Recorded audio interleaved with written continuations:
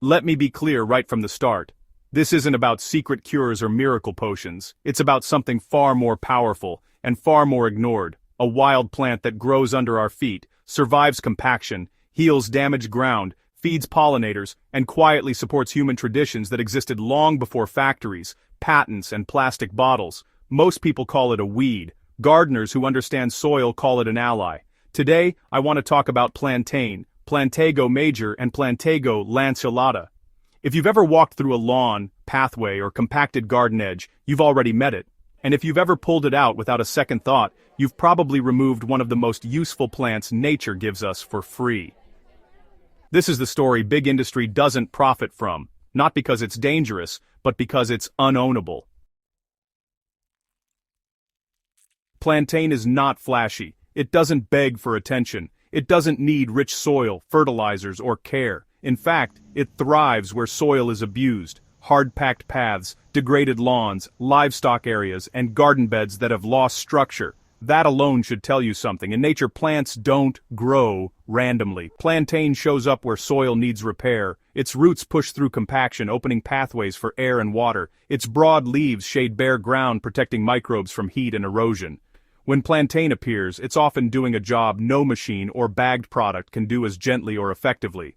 Gardeners who work with nature notice this pattern quickly.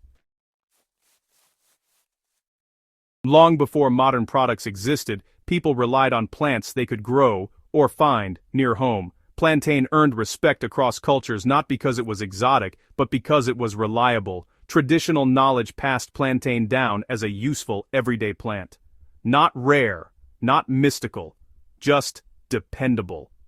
That's exactly why it never became a commercial superstar.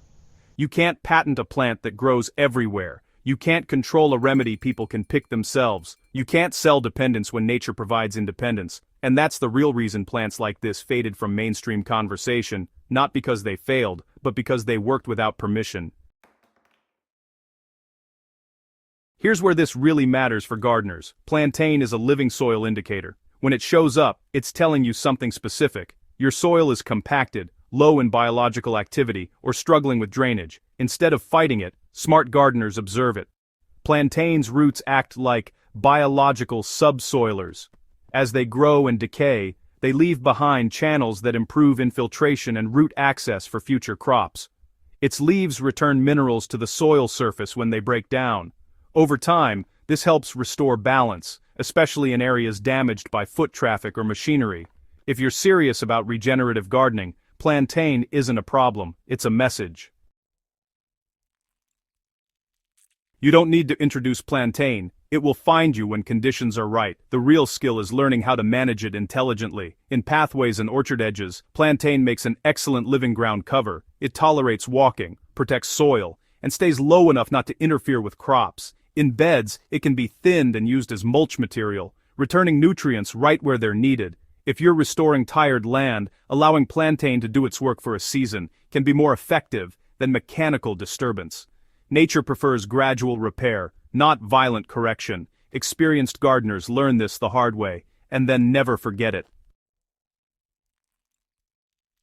Plantain has a long history of practical use, but that doesn't mean everything wild should be used carelessly. Location matters. Plants growing near roadsides, sprayed lawns, or polluted areas should never be harvested for personal use. This plant's real value for most gardeners isn't what you ingest, it's what it does for your land. That's where the lasting benefit is, and that's where modern conversations often miss the point entirely. Healthy soil grows healthy plants. That's the foundation. Everything else is secondary.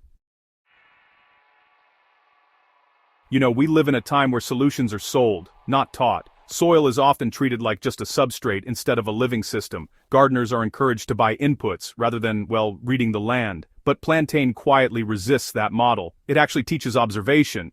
It rewards patience. It restores without invoices. And honestly, that's why it doesn't get headlines. The biggest lie isn't that wild plants are useless. It's that you need permission to trust what grows naturally. When you stop fighting plants like plantain and start learning from them, your garden really changes. Your soil softens, your inputs drop, your understanding deepens. That's not anti-science, it's ecological literacy, and once you see it, you really can't unsee it.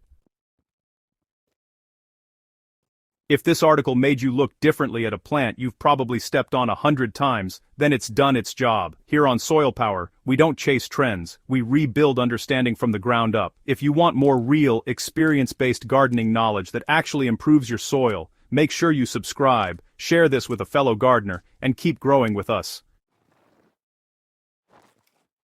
The land is always teaching, we just have to listen.